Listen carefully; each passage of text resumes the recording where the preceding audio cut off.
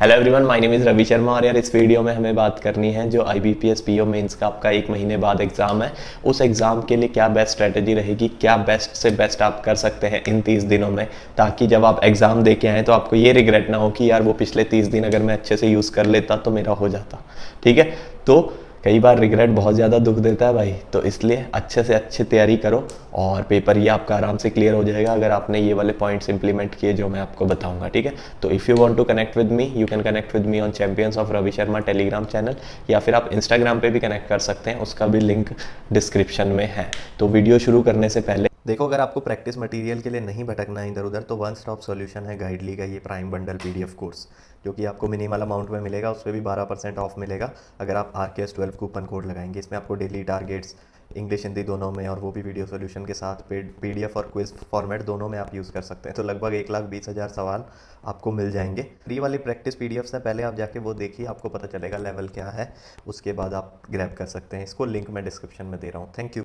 सबसे पहली चीज़ भाई ये है कि आपको, चाहे आपको डर लगे, चाहे आपको लगे कि मेरा कुछ तैयारी नहीं है, मेरा कुछ भी नहीं है, मुझे लेजीनेस हो रही है, या फिर मैं कुछ और कर लेता हूँ, इस टाइम पे मेरा टाइम वेस्ट हो रहा है, लेकिन चाहे कुछ भी हो जाए 10 मार्क्स आपको देने हैं मेंस की। ठीक है, तो एवरी ऑल्टरनेट डे या फिर 2-3 दिन में एक आप देंगे तो आपका नेक्स्ट 30 दिन में 10 मार्क्स हो जाएंगे। लेकिन मार्क्स से ज़्यादा इंपॉर्टेंट है भाई उसकी एनालिसिस का सिंपल मतलब यही है कि आपको अगर सेम टाइप का क्वेश्चन उधर आ जाए एक्चुअल एग्जाम में तो आपका गलत नहीं होना चाहिए। सिंपल इतना आपको इंश्योर करना है एनालिसिस के टाइम पे। अब एनालिसिस देखो, कई बार क्या होता है, मेरे भी एक बार माइनस में भी मार्क्स आए थे IBPS PO मेंस के मॉक में। ठीक है, और बाकी भी टाइम पे मेरे कभी 0 भी आए थे, कभी 4 भी आए थे क्वांट के मॉक में। तो आपको डिमोटिवेट बिल्कुल नहीं होना है, उसका रियल पर्पस यही है कि आपको एक्चुअल एग्जाम में पास करा दे भाई। अभी यहाँ पे अच्छे आए बुरे आए, आपको सीखना है उन चीज़ों से। ठीक है, तो मॉक ज़रूर देना है और एक ही सिटिंग में देना है। कोई सबमिट मुमिट वाला वो फंडा मत आप यूज़ करिए, क्योंकि उससे सिर्फ आपको क्या होगा, प्रैक्टिस हो जाएगी, आप खुश हो जाएंगे, लेकिन उस टाइम फ्रेम में करना बहुत इंपॉर्टेंट है। उससे आपकी इंड्योरेंस भी बढ़ेगी, एक जगह बैठ के आपको बोर भी नहीं होगा, और एक्चुअल एग्जाम में भी जब आप बैठे होंगे तो 3 घंटा 3.5 घंटा बैठना एक अलग टास्क नहीं लगेगा आपको सिमुलेशन पहले ही हो जाएगी एक्चुअल एग्जाम की। ठीक है, तो पहला पॉइंट है कि मॉक और एनालिसिस बहुत ज़्यादा इंपॉर्टेंट है। सेकेंड, आपको दो चीज़ें करनी है। पहली स्पीड ड्रिल्स और दूसरा डिस्क्रिप्टिव की प्रैक्टिस। स्पीड ड्रिल्स का मतलब यही है कि एक तो आप वो जो टेबल्स, क्यूब्स, स्क्वायर्स और परसेंटेजेस टू फ्रैक्शन है, इनको अच्छे से डेली लिख लें। अगर आप 5-10 मिनट में भी ये ख़त्म हो जाएगा, उसके बाद आपको क्या करना है, 2/2 की मल्टीप्लिकेशन अपने दिमाग में करनी है। कोई भी दो, बहुत सारे नंबर, मतलब 5-10 मिनट की एक्सरसाइज रहेगी और कुछ भी आप नंबर सोच सकते हैं। 23 × 27 कितना होगा, तो आपको बिना पेन एंड पेपर उठाए अपने दिमाग में करना है ऐसे कुछ 10-12 मल्टीप्लिकेशन। उसके अलावा आपको ये भी सोचना है कि यार 43% ऑफ 29 क्या हो जाएगा, तो वो भी आपको दिमाग में करना आना चाहिए। या फिर आप वो कैसे करोगे उसका एक प्रोसेस होना चाहिए दिमाग में। या फिर आप बोलोगे कि चल अगर मैं अपने आप से टेबल पूछता हूँ तो 35 से 51 कितना होता है, तो वो आपको पता होना चाहिए। ठीक है, तो ऐसे करके आपको ये स्पीड ड्रिल्स पे 20-25 मिनट लगाने हैं। उसके बाद आपको डिस्क्रिप्टिव की प्रैक्टिस करनी है। डिस्क्रिप्टिव 25 मार्क्स का होता है, जो कि बहुत इंपॉर्टेंट है।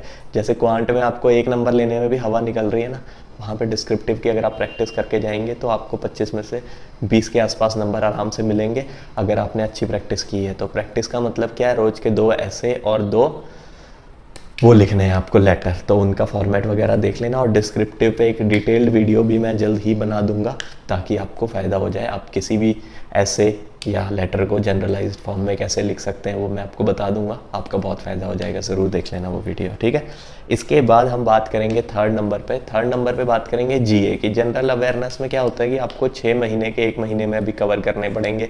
अगर आपने पहले कुछ किया हुआ है तो बहुत अच्छी बात है, नहीं किया है तो भी 1 महीने में 6 महीने के इजीली पॉसिबल है। कैसे पॉसिबल है वो मैंने कल ही एक वीडियो डाली थी, उसमें बताया था, तो वो वीडियो यहाँ डिस्क्रिप्शन में मैं लिंक दे रहा हूँ, तो वो ज़रूर आप देख लेना। ठीक है, आई बटन को क्लिक करके। तो जनरल अवेयरनेस को आपको ज़रूर करना। बेसिकली फिर भी थोड़ा सा बता देता हूँ कि लगभग हर हफ्ते में आपको एक महीने का उड़ाना पड़ेगा, और कोई इसकी स्ट्रेटजी नहीं है। हर 4-5 दिन में 1 महीना उड़ाना पड़ेगा, एक हफ्ता करना पड़ेगा डेली, और उसको रिवाइज़ करना पड़ेगा। जब आप सेकेंड वीक पे जाएँ तो फर्स्ट वीक को रिवाइज़ करें, जब थर्ड वीक पे जाएँ तो पहले 2 वीक्स को रिवाइज़ करें। तो फ्रीक्वेंट रिवीजन से आपकी क्या होता है, रिटेंशन बढ़ती है। उसके बाद आप फिर लास्ट में क्विजेस करें, क्विजेस के बाद आप जो कॉम्प्रिहेंसिव जो एक कवरेज आती है, बहुत सारी जो भी वेबसाइट्स हैं, गाइडली, ऑलीवुड की बोल्ट और ये ग्रेड अप की टॉर्नेडो आती थी उस टाइम पे, और भी अड्डा की भी आती है, compilation of 6 months for IBPS PO, तो वो भी आपको अगर ओवरव्यू आप ले सकते हैं तो बहुत अच्छी बात है। नहीं भी ले रहे हैं और जो मैंने बताया उस वीडियो में वैसा भी कर रहे हैं तो बहुत अच्छी बात है, ठीक है, वो इनफ रहेगा आपके लिए।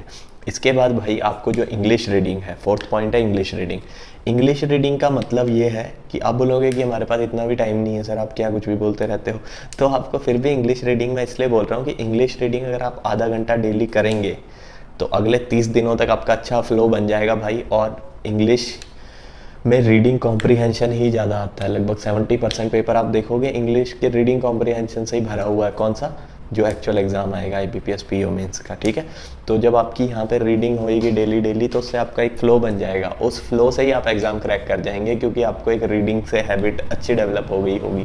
अभी तक नहीं भी डेवलप हुई है तो भाई 30 दिनों में प्लीज़ हाथ जोड़ के है रिक्वेस्ट कि आप रीडिंग ज़रूर करें अगले 30 दिन, 30 मिनट एवरी डे। उसके बाद आप 2 RC सॉल्व करें कम से कम, ठीक है। और मैंने आपको RC के लिए सोर्सेज भी दिए हुए हैं अपने टेलीग्राम चैनल पे, 2 PDFs डाली हैं बहुत अच्छी। एक तो है RC बाय सुजीत कुमार और एक है एरिस्टोटल 99। तो वो अगर आप वहाँ से सोर्सेज बहुत अच्छे हैं तो वहाँ से भी आप कर सकते हैं, या फिर गूगल पे आप कहीं से भी रीडिंग कॉम्प्रीहेंशन प्रैक्टिस कर सकते हैं, ठीक है। काफ़ी हमारी सब्जेक्ट्स की बात होगी, इंग्लिश की, GA की, डिस्क्रिप्टिव की, और अब बात करेंगे क्वांट की। देखो क्वांट और रीजनिंग में मेनली तो आपकी प्रैक्टिस हो जाएगी, प्रैक्टिस और जो प्रेपरेशन है मेंस की वो मॉक से ही होती है। तो अगर आपको मॉक के सवाल आपने अच्छे से किए हैं, जब एनालिसिस किए हैं, तभी उसको भी आप मतलब ये मानिए कि क्वांट की आपकी प्रैक्टिस हो रही है और प्रेपरेशन हो रही है। सेकेंड चीज़ क्या करनी है आपको क्वांट में, अगर आपके पास है टाइम तो आपको मेनली DIs पे फोकस करना है। आपको प्रीवियस ईयर के मेमोरी बेस्ड उठाने हैं और वहाँ से DI करनी है, क्योंकि आप देखेंगे जैसे इंग्लिश में मैंने बोला कि रीडिंग कॉम्प्रीहेंशन से भरा रहता है पेपर, तो क्वांट का पेपर भरा रहेगा किससे? DI से, डाटा इंटरप्रिटेशन से। तो आपको हाई लेवल के डाटा इंटरप्रिटेशन भी करने हैं काफ़ी, अगर मतलब 2 भी अगर आप सॉल्व कर रहे हैं apart from what you are doing in the mock analysis, इसके अलावा अगर आप 2 DI भी अच्छे वाले लेवल के कर रहे हैं तो बहुत अच्छी बात है, आपका बहुत फ़ायदा हो जाएगा, ठीक है। इसके अलावा रीजनिंग में तो आपको पता ही है क्या करना है। रीजनिंग में वही मिसलिनियस क्वेश्चन होते हैं लेकिन कोडेड फॉर्म में होते हैं, और रीजनिंग के कुछ एक आधी पजल अगर आप extra apart from the mock अगर आप बना पा रहे हैं तो बहुत अच्छी बात है। तो यही सब कुछ मेनली रहता है इसमें, और इसके अलावा एक भरोसा रहता है। अगर आप सोच पा रहे हैं, अगर आप अपने दिमाग को कन्विंस कर पा रहे हैं कि भाई पॉसिबल है, मुमकिन है, क्योंकि यार देखो मैंने भी वही किया था, 30 दिन में ही मैंने कर दिया था। मैंने भी कुछ पहले बहुत ज़्यादा प्रेपरेशन नहीं की थी, लेकिन जब रिजल्ट आया जिस दिन प्री का, उस दिन के बाद भी शुरू किया तब भी हो गया, तब मुझे 30 दिन मिले थे, ठीक है। तो 1 तारीख को रिजल्ट आया था और 30 तारीख को पेपर था, ठीक है। तो फिर भी मैंने किया, तो आप भी कर सकते हैं आप, लेकिन प्लीज़ प्री के रिजल्ट का वेट ना करें, और ये जैसे मैंने बताया उसके हिसाब से तैयारी करें। बिल्कुल पॉसिबल है और आप पॉसिबल करके दिखाएंगे, ठीक है। तो all the very best for IBPS PO mains, और अच्छे से लग जाओ। और क्या क्या वीडियोस चाहिए वो भी बता दो। Give me a thumbs up if you like this video and you can subscribe the channel as well. Thank you.